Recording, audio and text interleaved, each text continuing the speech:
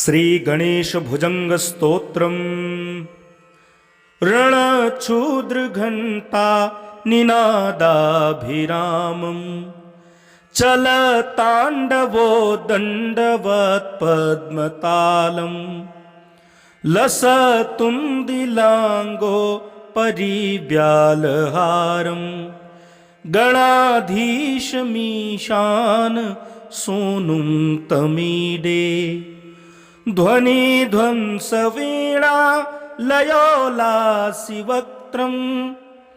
स्फुरच्छुण्डदण्डो लसद्बीजपूरम् गलदर्प सौगन्ध्य लोलालिमालम् गणाधीशमीशान सोनुं तमीडे प्रकाशजपारक्तरन्त प्रसून प्रवाल प्रभातारुण ज्योतिरेकम् प्रलम्बोदरं वक्रतुण्डैकदन्तम् गणाधीशमीशान सूनुं तमीडे विचित्रस्फुरद्रत्नमाला किरीटम् किरीटोलसचन्द्ररेखा विभूषम् विभूषैकभूषं भवध्वंसहेतुम् गणाधीशमीशान सूनुं तमीडे उदञ्चद्भुजावल्लरी दृश्यमूलो चलद्भ्रूलतावि भ्रमं भ्राजदक्षम् मरुत्सुन्दरी चामरैः सेव्यमानम् गणाधीशमीशान सूनुं तमीडे स्फुरनिष्ठुरालोल पिङ्गाक्षितारं कृपाकोमलोदारलीलावतारं कला बिन्दुगङ्गीयते योगिवर्यैर्गणाधीशमीशान सूनुं तमीडे यमेकाक्षरं निर्मलं निर्विकल्पं गुणातीतमानन्दमाकारशून्यं परं परमोङ्कार मान्मायगर्भं वदन्ति प्रगल्भं पुराणं तमीडे चिदानन्दसान्द्राय शान्ताय तुभ्यं नमो विश्वकर्त्रे च हर्त्रे च तुभ्यं नमोऽनन्तलीलाय कैवल्यभासे नमो विश्वबीज प्रसीदेश सूनो इमं सुस्तवं प्रार्थरूथाय भक्त्या पठेद्यस्तु मर्त्यो लभेत् सर्वकामान् गणेश प्रसादेन सेध्यन्ति वाचो गणेशे विभो दुर्लभं किं प्रपन्ने। श्री गणेश भुजंग स्तोत्रम रणक्षुद्रघंटा निनादाभिरामं चलतांडवो दंडवत् पद्मतालम् लसतुंदिलांगो परिव्यालहारम् गणाधीशमीशान सोनुं तमीडे ध्वनि ध्वंस वीणा लयोलासिवक्त्रम् स्फुरच्छुण्डदण्डो लसद्बीजपूरम् गलदर्प सौगंध्य लोलालिमालम् गणाधीशमीशान सूनुं तमीडे प्रकाशजपारक्तरन्त प्रसून प्रवाल प्रभातारुण ज्योतिरेकम् प्रलम्बोदरं वक्रतुण्डैकदन्तम् गणाधीशमीशान सूनुं तमीडे विचित्रस्फुरद्रत्नमाला किरीटम् किरीटोलसचन्द्ररेखा विभूषम् विभूषैकभूषं भवध्वंसहेतुम् गणाधीशमीशान सूनुं तमीडे उदञ्चद्भुजावल्लरी दृश्यमूलो चलद्भ्रूलतावि भ्रमं भ्राजदक्षम् मरुत्सुन्दरी चामरैः सेव्यमानम् गणाधीशमीशान सूनुं तमीडे स्फुरनिष्ठुरालोल पिङ्गाक्षितारं कृपाकोमलोदारलीलावतारं कला बिन्दुगङ्गीयते योगिवर्यैर्गणाधीशमीशान सूनुं तमीडे यमेकाक्षरं निर्मलं निर्विकल्पं गुणातीतमानन्दमाकारशून्यं परं परमोङ्कार मान्माय गर्भं वदन्ति प्रगल्भं पुराणं तमीडे चिदानन्दसान्द्राय शान्ताय तुभ्यं नमो विश्वकर्त्रे च हर्त्रे च तुभ्यं नमोऽनन्तलीलाय कैवल्यभासे नमो विश्वबीज प्रसीदेश सूनो इमं सुस्तवं प्रार्थरूथाय भक्त्या पठेद्यस्तु मर्त्यो लभेत् सर्वकामान् गणेश प्रसादेन सेध्यन्ति वाचो गणेशे विभो दुर्लभं किं प्रपन्ने। श्री गणेश भुजंग स्तोत्रम् रणक्षुद्रघण्टा निनादाभिरामं चलताण्डवो दण्डवत्पद्मतालं लसतुन्दिलाङ्गो परिव्यालहारं गणाधीशमीशान सूनुं तमीडे ध्वनिध्वंसवीणा लयोलासिवक्त्रम् स्फुरच्छुण्डदण्डो लसद्बीजपूरं गलदर्पसौगन्ध्य लोलालिमालम्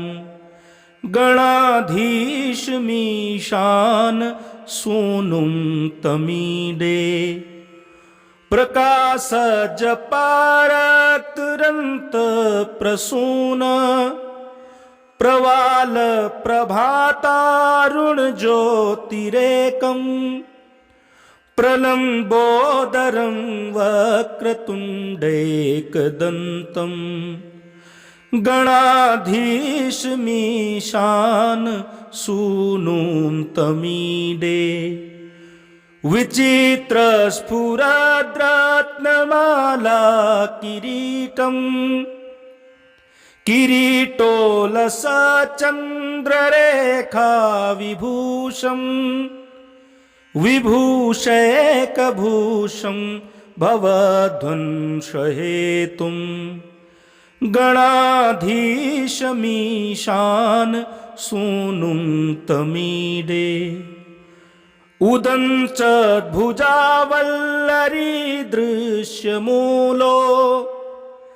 चलद्भ्रूलतावि भ्रमं भ्राजदक्षम् मरुत्सुन्दरी चामरैः सेव्यमानम् गणाधीशमीशान सूनुं तमीडे स्फुरनिष्ठुरालोल पिङ्गाक्षितारम् कृपाकोमलोदारलीलावतारम् कला बिन्दुगङ्गीयते योगिवर्यैर्गणाधीशमीशान सूनुं तमीडे यमेकाक्षरं निर्मलं निर्विकल्पं गुणातीतमानन्दमाकारशून्यं परं परमोङ्कार मान्माय गर्भं वदन्ति प्रगल्भं पुराणं तमीडे चिदानन्दसान्द्राय शान्ताय तुभ्यं नमो विश्वकर्त्रे च हर्त्रे च तुभ्यं नमोऽनन्तलीलाय कैवल्यभासे नमो विश्वबीज प्रसीदेश सूनो इमं सुस्तवं प्रातरुत्थाय भक्त्या पठेद्यस्तु मर्त्यो लभेत् सर्वकामान् गणेश प्रसादेन सेध्यन्ति वाचो गणेशे विभो दुर्लभं किं प्रपन्ने। श्री गणेश भुजंग स्तोत्रम् रणक्षुद्रघण्टा निनादाभिरामं चलताण्डवो दण्डवत्पद्मतालम् लसतुन्दिलाङ्गो परिव्यालहारम् गणाधीशमीशान सूनुं तमीडे ध्वनिध्वंसवीणा लयोलासिवक्त्रम् स्फुरच्छुण्डदण्डो लसद्बीजपूरम् गलदर्पसौगन्ध्य लोलालिमालम् गणाधीशमीशान सूनुं तमीडे प्रकाशजपारक्तरन्त प्रसून प्रवाल प्रभातारुण ज्योतिरेकम् प्रलम्बोदरं वक्रतुण्डैकदन्तं गणाधीशमीशान सूनुं तमीडे विचित्रस्फुरद्रत्नमाला किरीटम् किरीटोलसचन्द्ररेखा विभूषम् विभूषैकभूषं भवध्वंसहेतुम् गणाधीशमीशान सूनुं तमीडे उदञ्चद्भुजावल्लरी दृश्यमूलो चलद्भ्रूलतावि भ्रमं भ्राजदक्षम् मरुत्सुन्दरी चामरैः सेव्यमानं गणाधीशमीशान सूनुं तमीडे स्फुरनिष्ठुरालोल पिङ्गाक्षितारं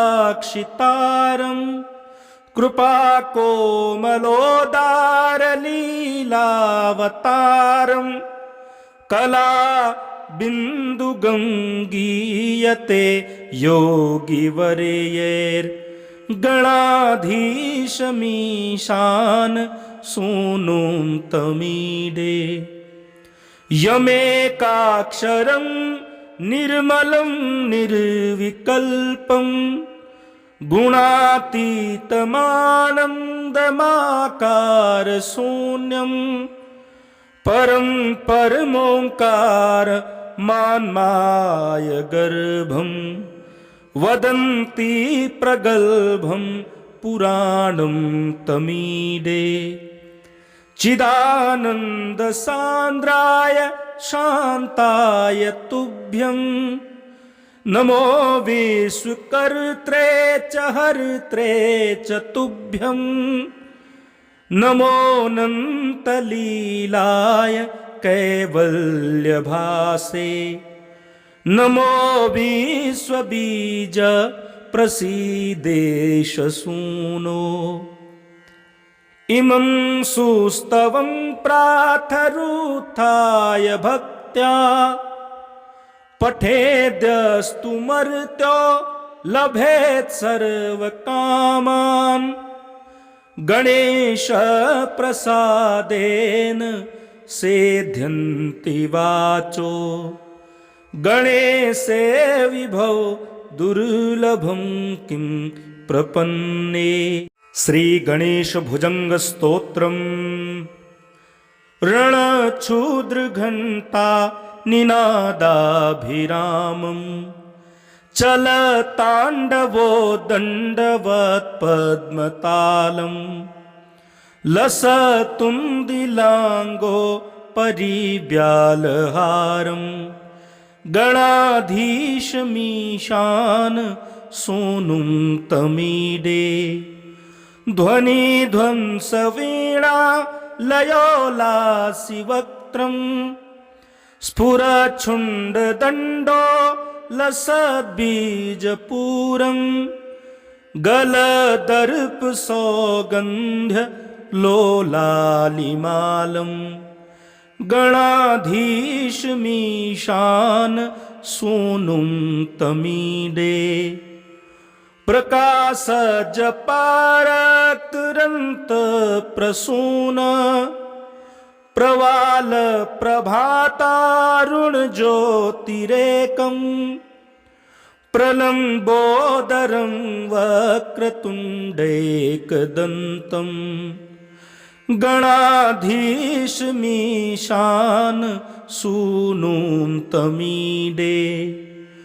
विचित्रस्फुरद्रत्नमाला किरीटं किरीटोलसचन्द्ररेखा विभूषं विभूषैकभूषं भवध्वंसहेतुं गणाधीशमीशान सूनुं तमीडे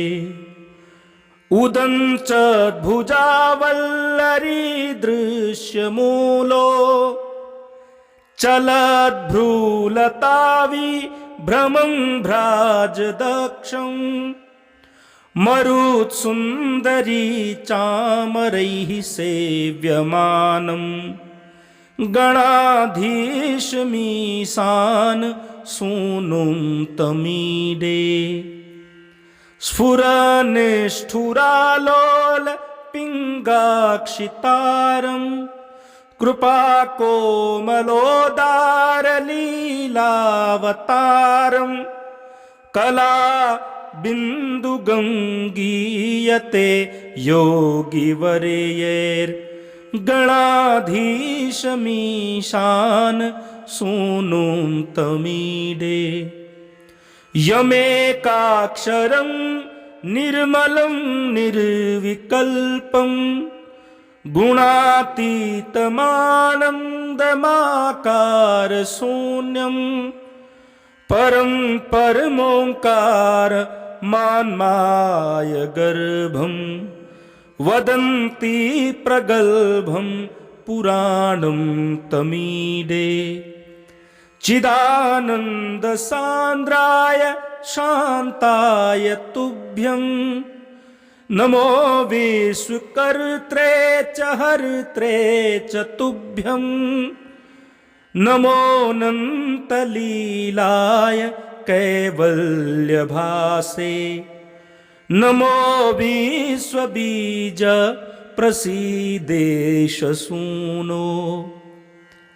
इमं सुस्तवं प्रातरुत्थाय भक्त्या पठेद्यस्तु मर्त्यो लभेत् सर्वकामान् गणेश प्रसादेन सेध्यन्ति वाचो गणेशे विभो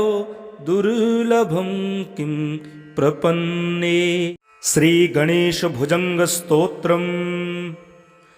रणक्षुद्रघण्टा निनादाभिरामं चलताण्डवो दण्डवत्पद्मतालं लसतुन्दिलाङ्गो परिव्यालहारं गणाधीशमीशान सोनुं तमीडे। ध्वनिध्वंसवीणा लयोलासिवक्त्रं स्फुरच्छुण्डदण्डो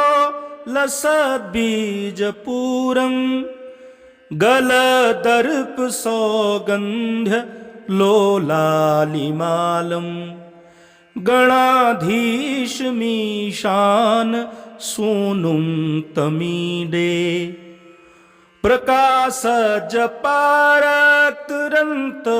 प्रसून प्रवाल प्रभातारुण ज्योतिरेकं